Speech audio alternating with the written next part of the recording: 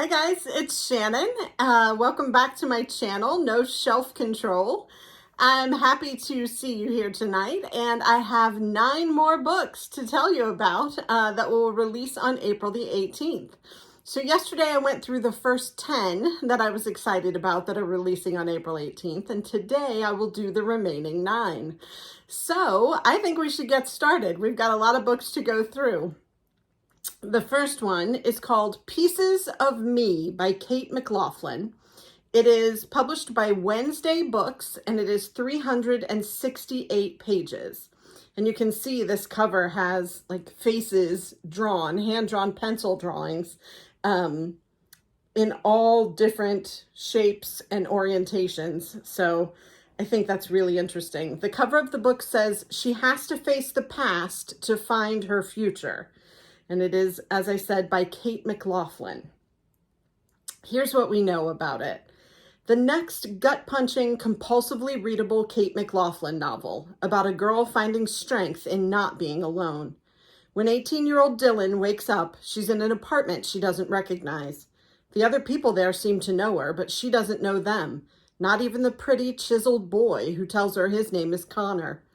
A voice inside her head keeps saying that everything is okay, but Dylan can't help but freak out, especially when she borrows Connor's phone to call home and realizes she's been missing for 3 days. Dylan has lost time before, but never like this. Soon after, Dylan is diagnosed with dissociative identity disorder and must grapple not only with the many people currently crammed inside her head, but that a secret from her past so terrible she's blocked it out has put them there. Her only distraction is a budding new relationship with Connor, but as she gets closer to finding out the truth, Dylan wonders, will it heal her or fracture her further? Ooh, dissociative identity disorder. Another one in the sort of mental health spectrum. I love books that explore mental health. And you can see if she's afraid of being fractured, this cover really shows is an interesting depiction of a fractured identity. So very intrigued and ready to dive into that one. The next one, number 2 on today's list, is called Alondra, and it is by Gina Femia. And let's see, published April 18th, of course, by Farrar, Straus, and Giroux, and it is 320 pages. Here's what we've got. A contemporary YA debut from an award-winning playwright, Gina Femia, Alondra is a coming-of-age story of friendship and romance about a bisexual teen girl and her friends wrestling their way through the summer, sometimes on the playgrounds of Coney Island, sometimes with their feelings and at home. 16-year-old Alondra loves professional wrestling, so when she meets a group of teens with aspirations of wrestling fame in her Coney Island neighborhood, she couldn't be happier. So as the ragtag team works to put on a show to remember, Alondra sheds her old self behind and becomes Alondra, the fearless one. But with her conflicting feelings for King, the handsome leader of their group, and Lexi, the girl with the beautiful smile, Alondra has to ask herself, can she be as fearless outside of the ring as she is inside it? So this is, coming of age, a bit of a romance, a little bit of a love triangle, queer fiction, and also about professional wrestling. So, I just thought that was very different and something I've never read about before. Young people who want to be professional wrestlers. So let's see where that takes us, right? Okay. The third one on my list today is called Wings in the Wild, and it's by Margarita Engel. And it is by Athenaeum Books for Young Readers, and it's 224 pages. So this is yet another YA, but as you know, I have a soft spot for YA and think that sometimes, they are more emotional, more that they draw me in more than some of the adult books. So usually a little lighter, a little faster read, but certainly sometimes more emotion there than I find in some of the books that aren't written for young readers, and certainly sometimes just as sophisticated. So I have a soft spot for YA. Here we go. This romantic contemporary novel in verse tells the love story of 2 teens fighting for climate action and human rights. Winged beings are meant to be free, and so are artists, but the Cuban government has criminalized any art that doesn't meet their approval. Soledad and her parents protest this injustice with their secret sculpture garden of chained birds. Then a hurricane exposes the illegal art, and her parents are arrested. Soledad escapes to Central America alone, joining the thousands of Cuban refugees stranded in Costa Rica while seeking asylum elsewhere. There she meets Daryl, a Cuban-American boy whose enigmatic music enchants birds and animals, and Soledad. Together they work to protect the environment and bring attention to the imprisoned artists in Cuba. Soon they discover that love isn't about falling, it's about soaring together to new heights. But wings can be fragile, and Soledad and Daryl come from different worlds. They are fighting for a better future and the chance to be together. So set in Cuba and Central America, really the only things I know about Cuba come from Chanel Clayton books, and I've loved them. So really interested to learn more about Cuba and what it means to these young people that their government would have them be in exile for fighting for climate rights. So we shall see. I think it's interesting. It could be a very serious topic under the guise of YA fiction. So I love when that happens, and we'll see what we get with this one. The next one, number 4 on my list, is If I See You Again Tomorrow by Robbie Couch. And Robbie Couch is the author of The Sky Blues. And the blurb on this one says, "A brilliant time loop romance I never wanted to end." And that blurb is from Adam Silvera, #1 New York Times bestselling author of They Both Die at the End. I loved Adam Silvera's work. I have read several of his books, really like Adam Silvera. So am encouraged by the blurb on this one. This one is again YA, Simon & Schuster Books for Young Readers, 336 pages. It says, from the author of The Sky Blues and Blaine for the Win comes a speculative young adult romance about a teen stuck in a time loop that's endlessly monotonous until he meets the boy of his dreams. For some reason, Clark has woken up and relived the same monotonous Monday 309 times. Until day 310 turns out to be different. Suddenly, his usual torturous math class is interrupted by an anomaly, a boy he's never seen before in all his previous Mondays. When shy, reserved Clark decides to throw caution to the wind and join effusive and effervescent Beau on a series of errands across the Windy City, he never imagines that anything will really change, because nothing has in such a long time. And he definitely doesn't expect to fall this hard or this fast for someone in just one day. There's just one problem. How do you build a future with someone if you can never get to tomorrow? So 2 things about this synopsis. 1, speculative fiction is usually something I stay away from. It's usually a little too odd or fringe or weird for me. But this sounded really intriguing, and so I had to put it on my list. The other thing is, I love books that can encapsulate all of the action in one day. If an author can do that really well, you've got me, definitely. So interested, both in the idea that this is described as speculative young adult romance. And I guess the speculative part is that this young man is stuck in a single day loop. So it's not real life. It's sort of on the edge of real life with something a little strange involved. It sounds a little like Groundhog Day, but then it all happens in one day. So I'm interested to see if this author can pull it off and pull me in. So let's see. Number 5 on my list is called I Kick and I Fly by Ruchira Gupta. And the blurb says, in I Kick and I Fly, Ruchira Gupta has given readers an irresistible story and also one that could save lives. And it's blurbed by Gloria Steinem. Like, how did that happen? And the cover has this young woman in a fighting stance, and then 2 young people down here, or maybe, 2 young women down here holding hands and running. So curious about that illustration. This one is by Scholastic Press, and it's 352 pages. So here we go. A propulsive social justice adventure by renowned activist and award-winning documentarian Ruchira Gupta, I Kick and I Fly is an inspiring, hopeful story of triumph about a girl in Bihar, India, who escapes being sold into the sex trade when a local hostel owner helps her to understand the value of her body through kung fu.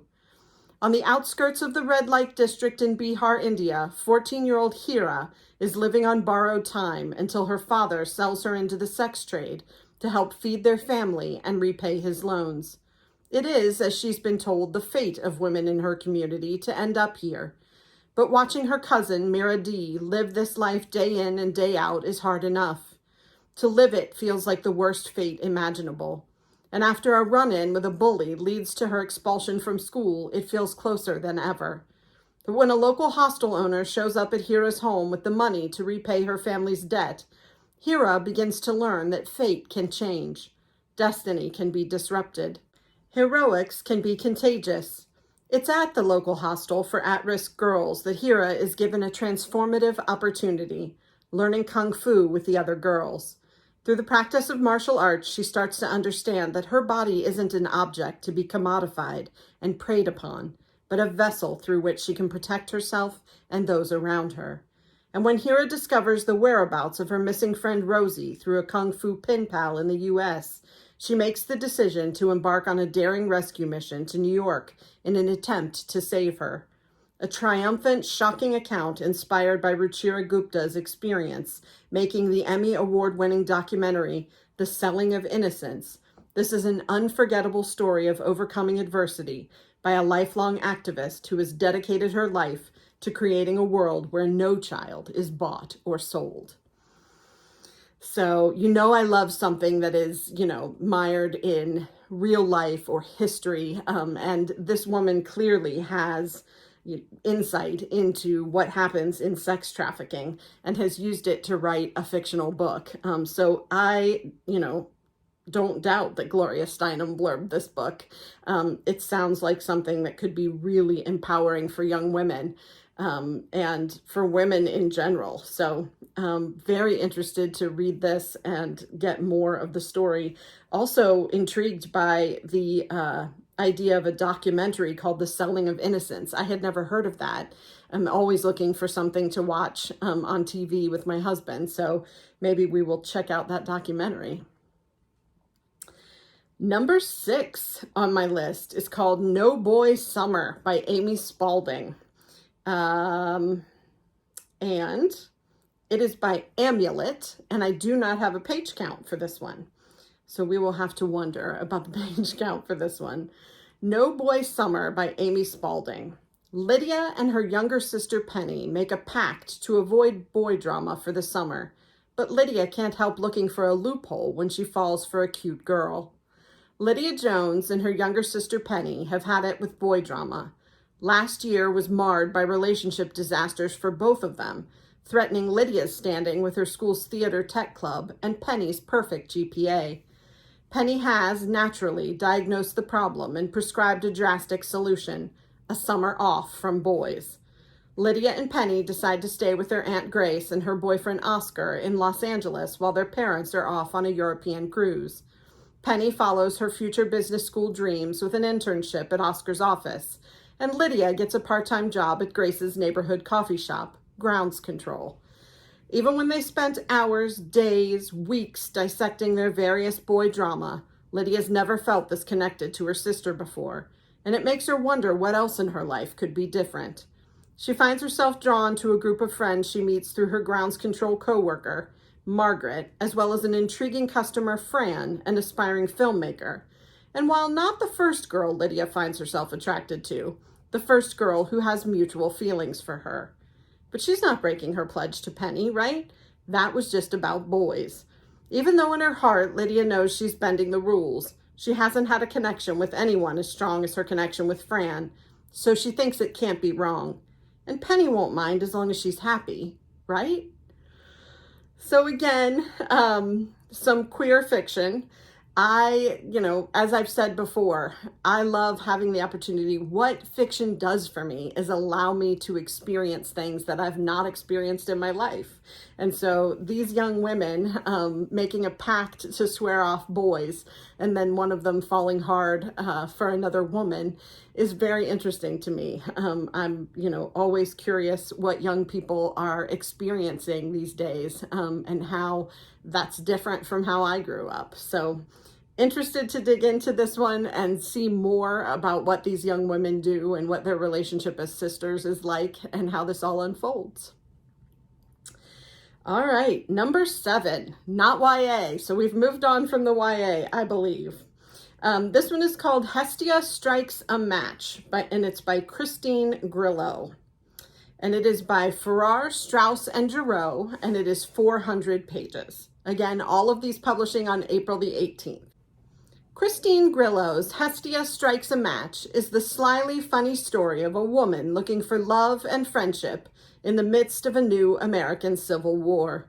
Unionists against Confederates, children against parents, friends against friends. The year is 2023 and the United States has collapsed into another bloody Civil War. Hestia Harris is 40, newly single by virtue of abandonment for the Union cause, and her parents are absconding to the Confederacy. She is adrift, save for her co-workers at the retirement village and her best friend Mildred, an 84-year-old resident, who gleefully supports Hestia's somewhat half-hearted, but nonetheless hopeful attempts to find love in a time of chaos and disunion. "Let's not date a Confederate," Hestia avers as her parents put up a sign proclaiming, "Make liberals feel sad." And Mildred reminds her, "It'll pass. It always does." For fans of Maria Semple, Andrew Sean Greer, Ling Ma, and Gail Honeyman, Christine Grillo's Hestia Strikes a Match is an irreverent, incisive, laugh-out-loud interrogation of modern love of all kinds, in all its messy beauty. As it fills your heart to fend off despair, it asks the seemingly ever-relevant question, how do you embrace an entire life when the whole world is breaking into bits and madness? So the year is 2023 and the United States is having a civil war. I don't think that's, so far-fetched, but we shall see. I do love a funny book. I don't always get into funny books. Sometimes I'm into things that are so serious that something like this really appeals. So, the idea that she's trying to find love in the middle of a civil war with her best friend, an 84-year-old resident of the nursing home, should be amusing. Plus, I love Maria Semple and Gail Honeyman, so they're referenced as sort of peers of this writer, and I'm intrigued by that as well. So, let's see. The 8th one on my list of 9 today is called If We're Being Honest by Kat Shook. And that one is by Celadon Books, and it's 304 pages. And here's the line that got me. For fans of We Are the Brennans by Tracy Lang and All Adults Here by Emma Straub, 2 of my favorites, Kat Shook's debut novel, If We're Being Honest, is the snappy, smart, heartwarming story of the Williams family and the sweltering summer that rewrote their history. When Jerry, the Williams patriarch, dies suddenly, his grandchildren flock from across the country to the family home in Eulalia, Georgia. But when Jerry's best friend steps up to the microphone to deliver his eulogy, the funeral turns out unlike anyone expected. The cousins, left reeling and confused, cope with their fresh grief in various private dramas. Delia, recently heartbroken, refuses to shut up about her ex. Her sister Alice, usually confident, flusters when she spots her high school sweetheart, hiding a secret that will change both of their lives. Outspoken, affable Grant is preening in the afterglow of his recent appearance on The Bachelorette and looking to reignite an old flame with the least available person in town. Meanwhile, his younger brother Red, unsure of himself and easily embarrassed, desperately searches for a place in the boisterous family. The cousins' eccentric parents are in tow too, and equally lost in love and in life. Watching over them all is Ellen, Jerry's sweet and proper widow, who does her best to keep her composure in front of the leering small town.